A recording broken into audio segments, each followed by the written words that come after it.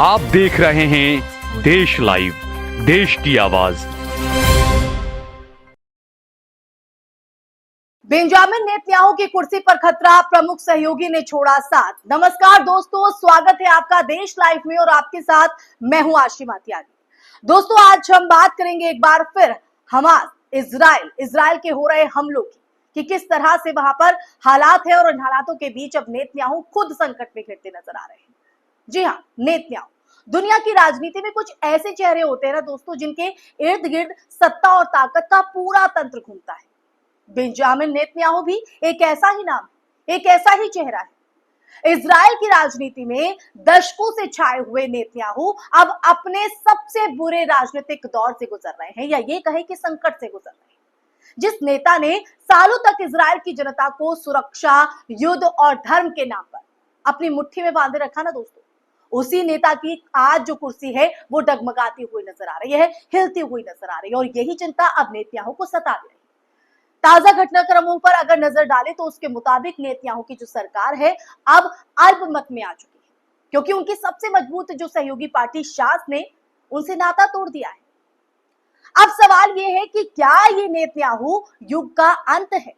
क्या इजराइल अब एक नई दिशा में जाने को तैयार है, या फिर नेतन्याहू एक बार फिर कोई सियासी जादू दिखाएंगे, कोई सियासी गणित यहां पर बिठाएंगे और ये आंकड़े बदल जाएंगे? तो दोस्तों, आज चर्चा यही होगी। चर्चा में हम आगे बढ़े उससे पहले वॉर से जुड़ी ताजा जानकारी ये आ रही है कि गजा में होने वाली मौतों का जो सिलसिला है वो थमने का नाम नहीं ले रहा है। लगातार हमला जो है वो इजरायली सेना की तरफ से उन पर बोला जा रहा है। हमास के साथ जनवरी में हुआ युद्ध विराम समझौता टूटने के बाद से ही इजरायली सेना गजा पर तबाही का मंजर बरपा रही है, उन पर अपनी गाज गिरा रही है, और ऐसे में अब हमास गजा में आखिरी सांसें गिनता हुआ दिखाई दे रहा है।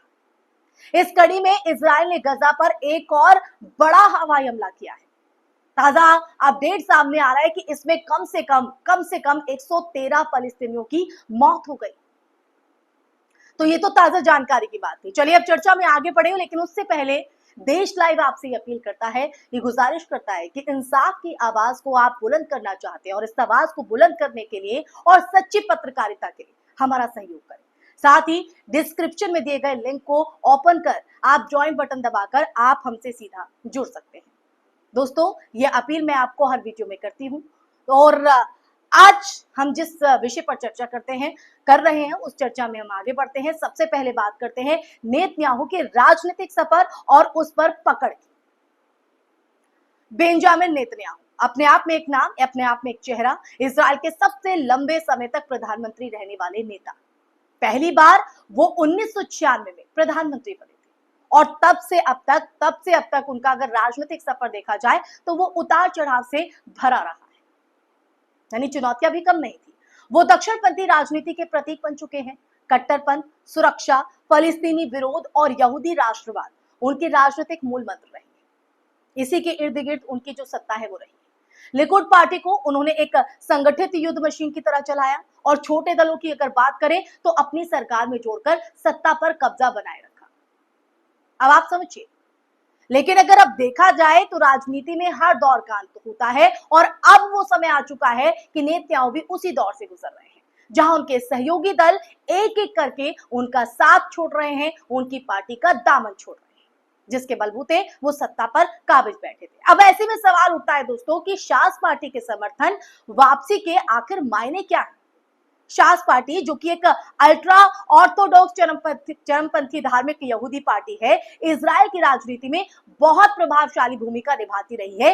ये पार्टी, जी हाँ, ये दल नेतन्याहू की सरकार की जो रीढ़ की हड्डी मानी जाती थी, लेकिन अब उन्होंने अपने हाथ पीछे खींच लिए।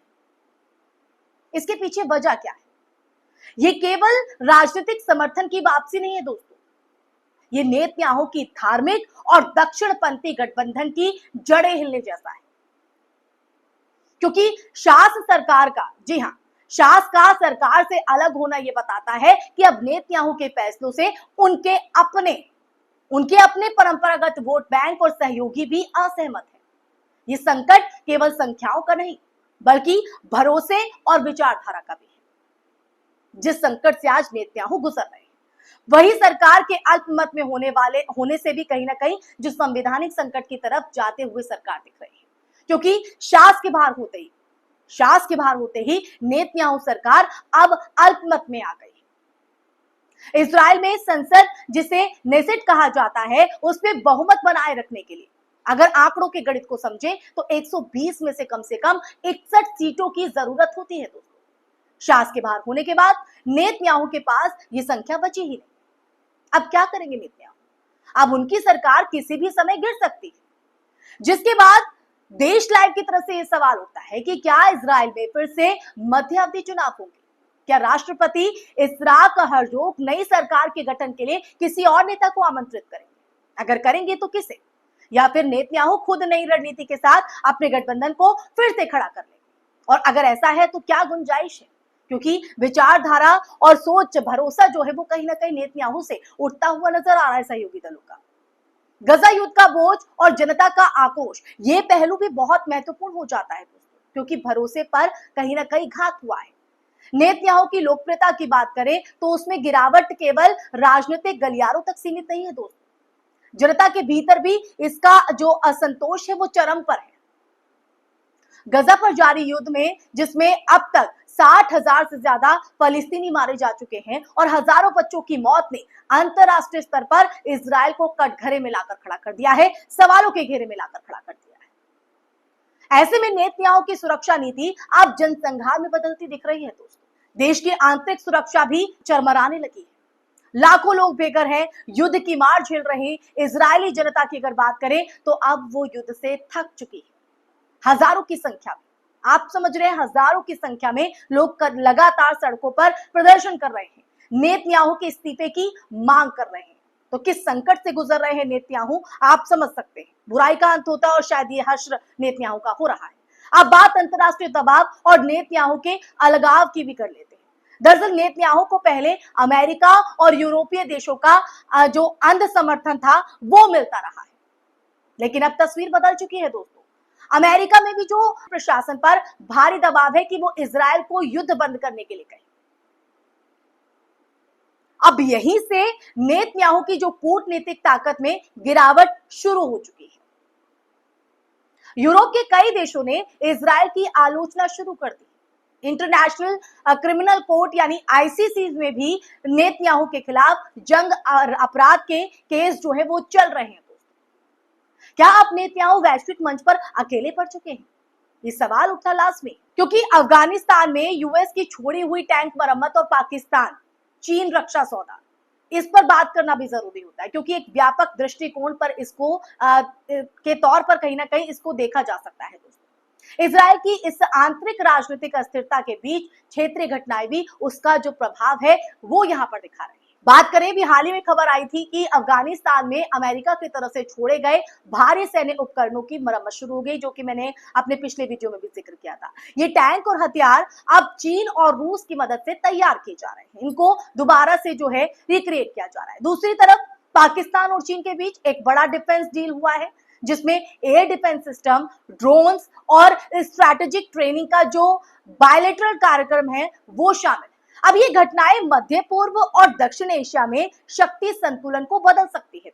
अब ऐसे में अगर नेतन्याहू की सरकार गिरती है तो इजराइल की विदेश नीति भी हिल सकती है, और इस स्थिति का जो लाभ है वो सीधे तौर पर कहीं ना कहीं ईरान, हमास या चीन जैसे खिलाड़ी उठा सकते हैं। चलिए अब आते हैं नेतन्याहू के आखिरी दाव पर, और इससे क्या आएगा कुछ नया। इतिहास गवाह है दोस्तों कि नेतन्याहू को कभी भी कम नहीं आंकना चाहिए।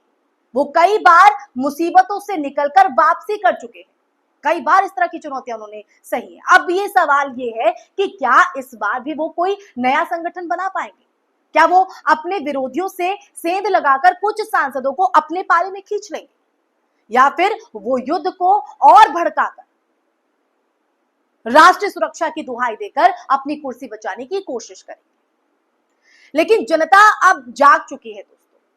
मीडिया का बड़ा वर्ग भी नेतन्याहू की नीति के खिलाफ बोलने लगा है, और इस बार लड़ाई पहले से कई ज्यादा कठिन है। इस बात को नेतन्याहू भी समझ चुके हैं। यही वजह है कि वो अब संकट में घिरते नजर आ रहे हैं, लेकिन इन चुनौतियों से क्या वो उबर पाएंगे, ये सवाल कहीं ना कहीं खड़ा हो जाता है। लेकिन कहा जाता है कि बुराई का अंत कभी ना कभी तो होता है, और शायद अब वो अंत, शायद वो दौर इस वक्त कहीं ना कहीं नेतन्याहू की जिंदगी में दस्तक दे चुका है। तो अब ऐसे संकट से गुजर रहे हैं और ऐसे में सबसे बड़ा सवाल ये हो जाता है दोस्तों कि नेतन्याहू के जाने के बाद आखिर क्या इजराइल का भविष्य और लोकतंत्र। अगर नेतन्याहू की सरकार गिरती है, वो राजनीति से हटते हैं, तो इजराइल में नेतृत्व का नया चेहरा कौन होगा? क्या लिकुड पार्टी में से कोई नेता उभरेगा या फिर कोई उदारवादी या सेंट्रिस्ट पार्टी सत्ता में आएगी?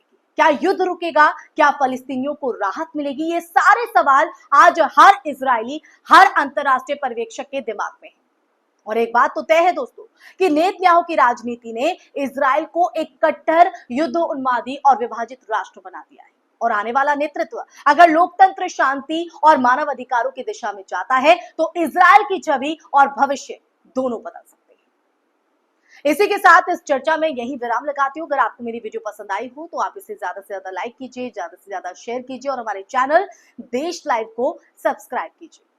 और जो चर्चा इस पूरी वीडियो में रही है दोस्तों, अगर आप इससे भी इत्तेफाक रखते हैं, सहमत है, असहमत हैं, आप अपनी राय कमेंट बॉक्स में जरूर साझा कीजिएगा। इसी के साथ दीजिए इजाजत। नमस्कार।